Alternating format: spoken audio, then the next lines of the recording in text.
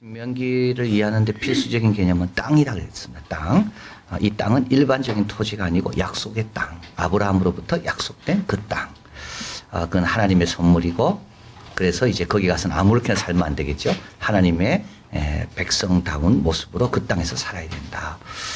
그런데 이 땅에 문제가 발생했을 때 이제 어떻게 해결해야 되는가. 이제 여러 경우가 오늘 본문에 나옵니다. 첫 번째 미해결 살인 사건에 대한 법입니다. 그래서 이제 죽은 피사체가 발견됐는데 누가 죽였는지는 발견하지 못해 본 사람도 없고 아는 사람도 없습니다. 자, 그럼 이걸 어떻게 해야 되는가? 미해결된 거죠. 그래서 이제 장로들이 와서 원근을 다지해서 제일 가까운 데 있는 마을, 그 마을에서 이제 암소 한 마리입니까? 그거를 잡아서 그 송아지를 잡아서 이제 거기에서 이제 그쪽에 있는 송아지로 흐르는 물에서 이제 하나님 앞에 물로 씻어 하나님 앞에 이제 속죄, 제사는 아닙니다. 이거는 제사는 아니고 이제 우리는 이 피에 대해서 깨끗합니다. 이 의식을 행합니다. 그리고 나서 그 동네, 그러니까 다른 마을이 아니라 제일 가까운 마을에 있는 이제 그 지도자들이 와서 손을 씻고 이제 우리는 보지도 못했고 우리는 알지도 못하는 우리는 아무 상관이 없다. 이제 그리고 나면 이제 이 사건은 미해결된 사건은 이제는 해결된 사건으로 하나님께서 보신다. 이제 요거 뜻입니다. 그래서 이제 9절이죠. 너희는 이와 같이 여호와 보시기에 정직히 행하여 무죄자의 피 흘린 죄를 너희 중에서 제하지 말게. 누군가는 하여튼 죽인 거 아니겠습니까? 그죠? 누군가는 범인은 분명히 있을 겁니다. 누군지는 모르지만 분명히 있을 겁니다. 그러나 그 범인에게 들으라는 말이고 또 다른 사람에게도 들으라는 말이죠. 그래서 이렇게 무죄한 자의 피를 흘리면 그거는 그만큼 하나님께서 싫어하신다. 하나님께서 굉장히 신경 쓰고 계신다. 하나님은 알고 계신다. 이제 그거를 이제 가르쳐 주는 겁니다. 그래서 생명을 소중히 여기라는 거고, 공동의 책임이고, 불법을 경계하고 폭행죄를 방지하고, 아무도 정의를 피하여 정보를 제공하지 않거나 범죄를 조장하지 않도록 하기 위한 것이다. 그래서 이제는 누가 봤으면 빨리 신고하라는 그런 뜻입니다. 봤으면 빨리 신고하고 모른 척 하지 마라. 거기에서 누가 죽어가는 것을 보고도 가만히 있지 말고, 왜냐하면 그 땅이 더러워지게 되거든요. 그 땅이 더러워지면 어떻게 되겠습니까? 하나님 주신 이 선물의 땅이 오염되면 똑같아지게 되는 겁니다. 그래서 이걸 갖다가, 그러니까 제사장도 못 볼 수가 있고, 레위인도 못 볼 수가 있고, 장로도 못 볼 수가 있지만, 백성들은 볼 수가 있으니까, 보면 앞으로는 절대 못 본 척 하지 마라. 그것을 여기서 지금 가르쳐 주는 겁니다. 두 번째 보면, 이제 아주 중요하죠. 두 번째는 내가 만약 그 포로 중에 아리따운 여자를 보고 열련하여 아내를 삼고자 하거든. 12, 13절. 너는 그 머리를 밀고 손톱을 베고 포로의 의복을 벗고 내 집에 거하며 그 부모를 위하여 1개월 동안 애곡해라. 이 머리를 밀고 손톱을 베고 포로의 의복을 벗는다는 말은 뭡니까? 이게 아주 중요한 내용이죠. 그를 매력적으로 보이게 하는, 그를 좀 더 아름답게 꾸미게 하는 모든 것들을 다 제거하는 겁니다. 다 제거하는 겁니다. 그리고 난 다음에 어떻게 돼요? 그래도 내가 그를 사랑하는가를 점검하라는 겁니다. 그러니까 외적인 것 때문에 그 여인이 뭔가를 갖추고 있기 때문에 사랑했는가? 안 그러면 그와 상관없이 그 여인 자체를 사랑했는가? 그거를 점검하는 시간이 여기 한 달 동안 걸리는 겁니다. 그래서 한 달 동안 그걸 꼼꼼히 따져보고 점검한 다음에 그 다음에 결정하는 거죠. 그 후에 그에게 들어갑니다. 그리고 들어가서는 뭐가 됩니까? 그는 남편이 되고 그는 아내가 됩니다. 이제는 부부가 되는 겁니다. 종이 아닙니다. 첩이 아닙니다. 이게 아주 중요한 내용인 거죠. 그러니까는 이방 여인을 사랑할 수가 있습니다. 그죠? 그러나 그 사랑을 위해서는 점검하는 시간을 반드시 가져라. 기도하는 시간을 가져라 이 뜻입니다. 영적으로 하나님 앞에 내가 그를 사랑하는 이유가 뭔지를 꼼꼼하게 따져보는 시간을 가져라는 겁니다. 그리고 난 다음에요. 결혼해서는 어떻게 돼요? 그를 아내로 남편으로 동등하게 여겨라 이 뜻입니다. 자, 그래서 이제 14절 그 후에 내가 그를 기뻐하지 아니하거든. 마음이 바뀔 수가 있잖아요. 그 마음대로 가게 하는 겁니다. 돈을 받고 팔지 못합니다. 내가 그를 욕보였은즉 종으로 여기지 못합니다. 그 여인이 자유롭게 자기 삶을 개척할 수가 있는 겁니다. 왜냐하면 그 여인은 누구였다고요? 내 아내였다고요. 나는 그의 남편이었고 그래서 이제 더 이상 포로가 아닌 겁니다. 노예 취급을 하면 안 되고 이 여인에 대한 도덕적 의무, 약자를 보호하는 말씀이 바로 여기에 있습니다. 그래서 데리고 왔다가 기분 바뀌었다고 마음대로 절대 버릴 수가 없습니다. 팔 수도 없고 일단 30일간의 확인을 거친 다음부터는 그는 뭡니까? 이스라엘 여인과 똑같은 권리를 갖는 그 사람도 아내요, 엄마다. 이걸 여기서 강조하는 겁니다. 그 다음에 장자의 권리, 이것도 중요하죠. 15절. 어떤 사람이 두 아내를 두었는데 하나는 사랑을 받고 하나는 미움을 받습니다. 근데 사랑을 받는 자녀와 미움 받는 자녀가 둘 다 아들을 낳았는데 근데 미움 받는 자의 소생이 장자가 된 겁니다. 그러니까 이제 이스라엘에 야곱의 12아들이 있는데 야곱이 제일 사랑했던 아내는 4명이 중에 라헬 아닙니까? 그죠? 근데 라헬은 애를 못 낳는 거 아니에요. 근데 자꾸 이제 라헬의 시종 또 뭡니까? 또 레아의 시종. 그래서 결국 야곱은 아내가 4명이었거든요. 그런데 그 시종들은 아기를 자꾸 놓는데 아이를 자기가 진짜 사랑하는 라헬은 아기를 못 놓는 겁니다. 그래서 11번째가 요셉이고 12번째가 베냐민 아닙니까? 그러니까 야곱은 자기가 사랑하는 아내가 낳은 그 아들들을 사랑할 수밖에 없는 겁니다. 그러나 재산을 나눌 때는 어떻게 하라고요? 장자는 장자에게 주라는 겁니다. 지금 장자는 사랑 못 받는 것만 더 억울해요. 자, 우리 하나님 얼마나 공평한지 모릅니다. 이 재산을 나누는 데 있어서는 기분 따라 나누지 말라는 거예요. 장자는 장자의 몫을 주고 차자는 차자의 몫을 주고 너 사랑과 상관없어요. 오히려 적게 받는 아이는 뭡니까? 사랑받았기 때문에 걔는 사실 더 많이 받은 겁니다. 근데 사랑도 안 주고 장자의 몫도 안 줍니까? 그러면요 그 아이는 2번이나 큰 상처를 입는 겁니다. 자, 그래서 여러분 이게 사무엘 이야기 아니겠습니까? 자, 사무엘 엘가나는 아내가 둘이 있었죠. 하나는 한나고 하나는 분인나고. 근데 한나를 사랑했는데 한나는 아기가 없고 분인나는 아기가 있는 거예요. 그럼 그 엘가나가 누구에게 더 많이 줘야 됩니까? 사무엘에게 아닙니다. 사무엘은 이미 하나님의 그 축복 가운데 그 길이 다 있는 거예요. 사무엘은 그 길로 가면 되는 거예요. 사무엘이 자기 아버지의 목까지 탐냈다면 사무엘은 아마 귀하게 쓰임받지 못했을 거예요. 그게 사무엘을 위해서 안 좋은 거죠, 그게. 그러니까 하나님께서 자, 네가 사랑을 받았어. 그러면 그걸로 족한 줄 알아라는 거예요. 넌 사랑 못 받았어. 그럼 넌 장자니까 그 못 받은 거에 비해서 너 재산에서 더 받아라. 이 하나님이 얼마나 공평한지 모릅니다. 그래서 여러분 우리가요 뭘 좀 하나를 못하면 딴 거라도 잘해줘야 됩니다. 이것도 못하고 저것도 안 합니까? 그건 큰 잘못을 보지. 이게 지금 하나님께서 가리키는 거죠. 자, 그래서 여기는 이제 일부 다처제의 경우입니다. 일부 다처제는 문제가 많습니다. 그죠? 아내들의 갈등이 생기게 되고요. 그 다음에 그 자녀들 간의 갈등이 생기고, 이게 레아와 라헬이고 한나와 분인나고, 결혼의 이상적인 관계는 뭡니까? 일부 일처제입니다. 근데 이게 창세기부터 그렇죠. 창세기 2장 24 읽어봅니다. 이러므로 남자가 부모를 떠나 아내와 연합하여 둘이 한 몸을 이룰지로다. 이 둘이란 말이 중요합니다. 둘이 하나가 됩니다. 셋이 하나가 아니고요. 넷이 하나가 아닙니다. 넷이 하나가 될 수가 없어요. 둘이 하나가 되는 거예요. 그리고 여기는 뭡니까? 남자와 여자의 하나입니다. 그러니까 처음부터 동성연애는 하나님의 뜻과 전혀 상관이 없는 겁니다. 그리고 이거를 예수님께서 그대로 이어가시죠. 그래서 마가복음에 보면 마가복음 10장 예수님 이걸 그대로 인용하십니다. 나중에 집에 가서 찾아보세요. 예수님 여기다 더하십니다. 하나님이 짝지어 주신 것을 사람이 나눌 수가 없다. 이건 예수님이 더하신 겁니다.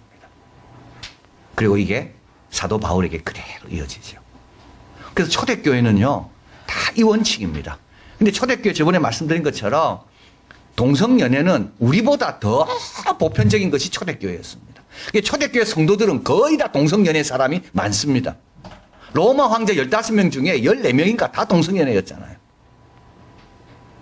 그러니까 동성연애는 지금 우리가 생각하는 것보다 훨씬 더 보편적인 것이고 자연스러운 거였습니다. 그런데 복음이 들어오고 교회가 들어오고 말씀이 들어오면서 전에는 너희가 그 가운데 행하였으나 이제부터는 어떻게 하라고요? 창조 질서를 따라라.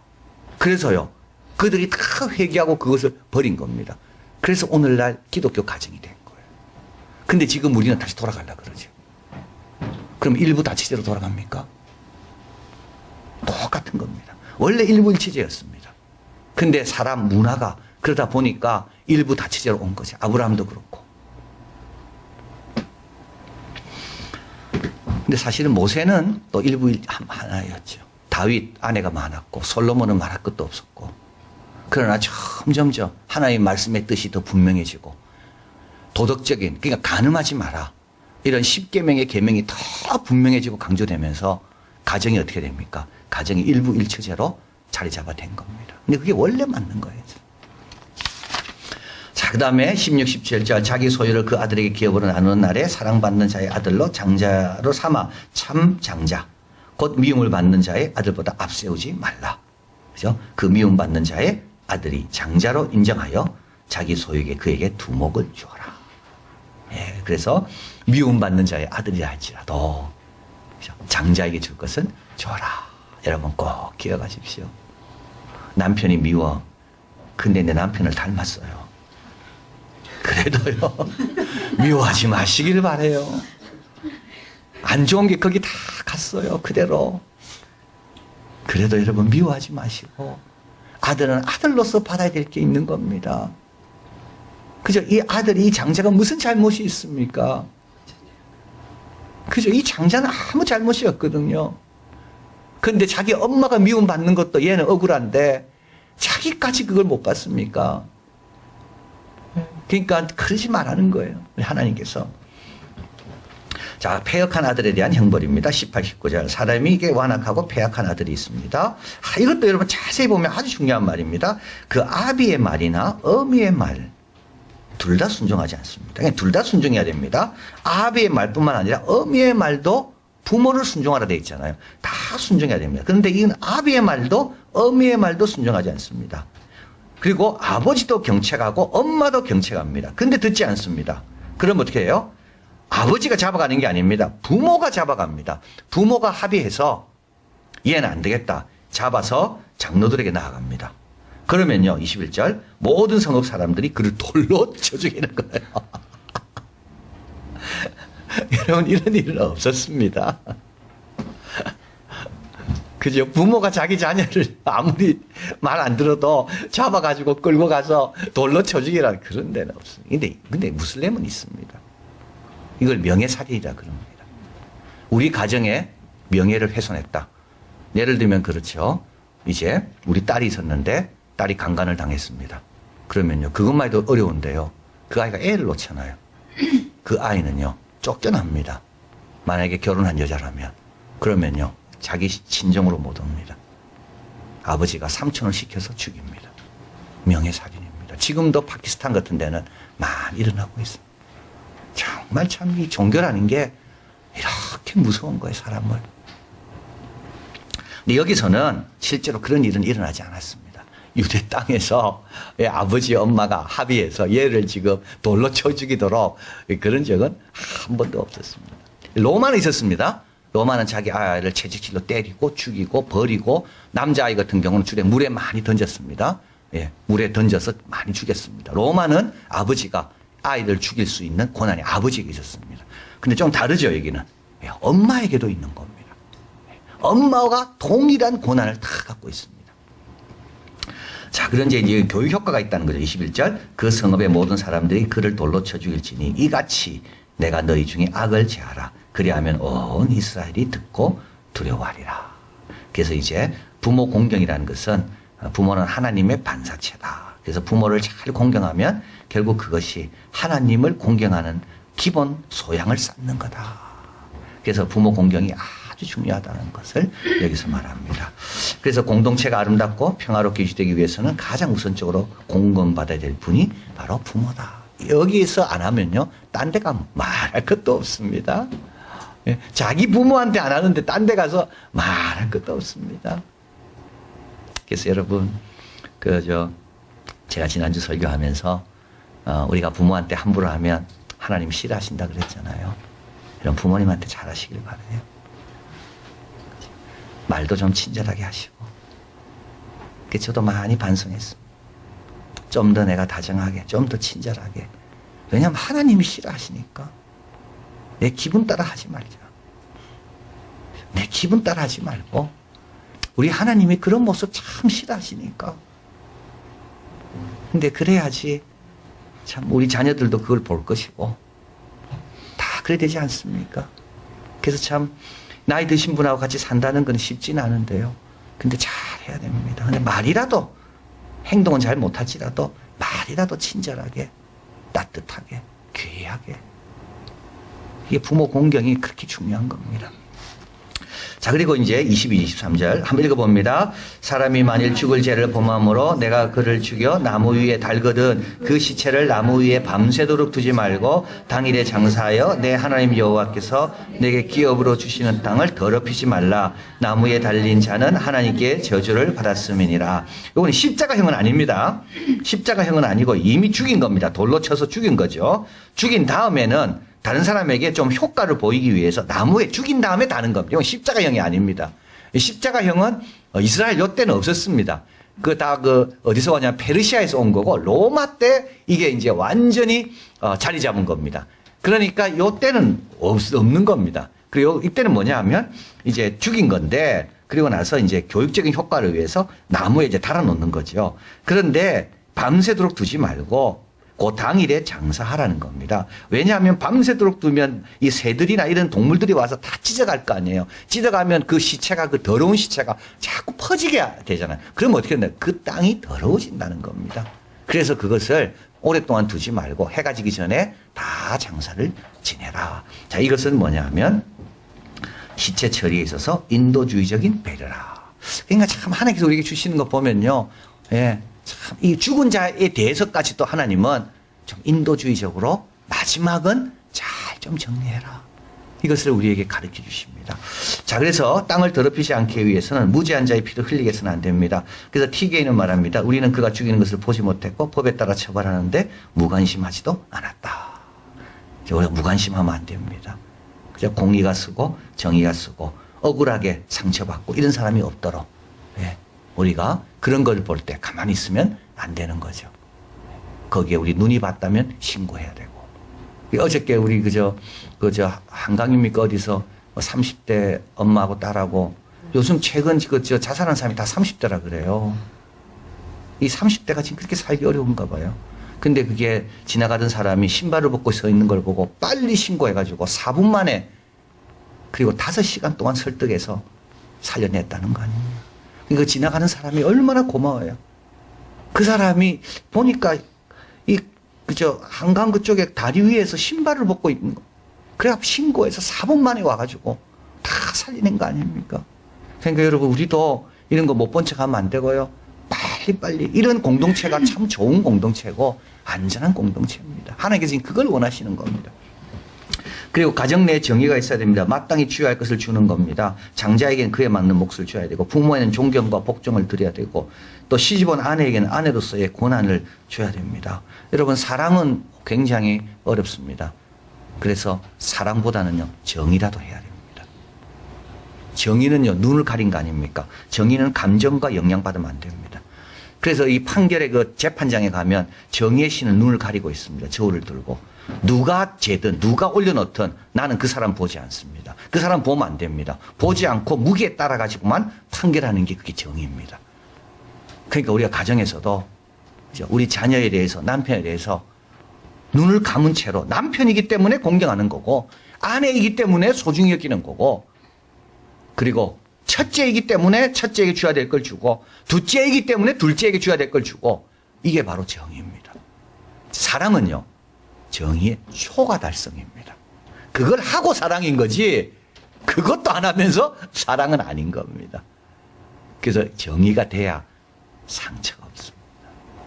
여러분 노엽게 한다는 말이 바로 이런 겁니다. 그래서 여러분 우리 가정에서도 아내에게도 뭐 저밖에 없네. 이웃전도사하고 저밖에 아내에게도 잘하시고 남편에게도 좀 잘하세요. 남편에게도 뭐 좀 마트 가서 뭐 좀 먹고 싶다고 하면 사라 그러세요.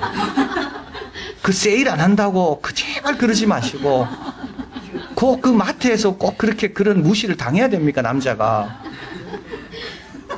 참, 여러분 다 본인 이야기지요 사실은. 꼭 제 이야기라고 말할 필요는 없겠지만 예? 꼭 그 몇백 원 뭐 얼마 차이도 안 나요 그거 가지고 예. 그 먹고 싶은 거를 이렇게 거절당할 때 제발 그러지 마세요. 그냥 사라 그러세요. 사라. 괜찮다고 사고 먹고 잘 먹어라. 먹고 싶은 거 먹고. 예? 이게 가정의 정의가 다 그런 데서 무너지는 겁니다. 그러니까 여러분, 제가 지난주 설교하면서 제 스스로 설교 참 잘했다. 제가 자식된 돈이로서 저한테도 할 말이 많고, 예. 제가 남편으로서 참 아내에게 어떻게 해야 되는지 저도 참 배울 게 많고, 예. 그리고 참 아내들도 잘 배웠으면 한다 이런 말 들었습니다. 여러분 좀 정의롭게 하세요. 정의롭게. 남의 뭐 정의하지 말고 집에 가셔서 우리 남편에게는 남편에게 공경하고 예수님이 하시듯이 예수님이 아버지에게 하듯이 예수님이 그건 합당하다고 이야기하잖아요. 예수님이 보실 때 참 귀하다. 그렇게 살면 됩니다. 자, 그리고 어떤 경우에도 인도주의적 배려가 있어야 됩니다. 그죠? 약속의 땅에서 복을 누리려면 회개, 교육, 공동체요, 세 가지입니다. 그래서 우리가 자꾸 악이 생길 수도 있잖아요. 그죠? 무죄한 자의 피가 흘려지기도 하고, 나무에 달아야 될 일도 생기고, 가정에 또 뭡니까? 아이들이 말도 안 듣는 일도 생기고, 그런 악들이 자꾸 생깁니다. 아무리 좋은 땅에 와 있어도, 거기에 처음에는 없지만 살다 보면 악이 뿌려지게 돼 있습니다. 그래서 우리가 필요한 게 뭡니까? 회개가 필요한 겁니다. 자꾸 이런 것들을 회개해야 됩니다. 누룩이 자꾸 끼게 돼 있거든, 살다 보면. 그래서요, 발을 자꾸 씻어야 됩니다. 회개가 꼭 있어야 됩니다, 여러분. 그리고 나서요, 회개한 다음에 어떻게 살아야 될지 교육이 있어야 됩니다. 그래서 레위인과 제사장 여기 있잖아요. 이들이 왜 있습니까? 하나님의 말씀과 뜻이 뭔지를 가르쳐 주기 위해 있는 겁니다. 그리고 이거는요, 혼자 안 됩니다. 이 가정 문제도 지금 성으로 각 데리고 들어오잖아요. 이 지금 피살체 문제도 혼자 해결이 안 되잖아요. 그러니까 제사장도 나오고, 그리고 장로들도 나오고, 같이 문제를 푸는 겁니다. 그래서 여러분, 혼자서는요, 절대 문제를 해결할 수가 없습니다. 그리고 힘듭니다. 방향도 모르고. 그래서 주님께서 공동체를 주신 겁니다. 그래서 여기 마지막 9절에 5절에 레위 자손 제사장들도 그리러 와라. 그러니까 레위 제사장들도 그리러 오는 겁니다. 문제가 있는 그 자리로 이들도 초대하는 겁니다. 그들은 내 하나님 여호와께서 택하다 자기를 섬기게 하시며 또 여호와 이름으로 축복하게 하신 자라. 모든 소송과 모든 투쟁이 그들의 말대로 판결될 것이니라.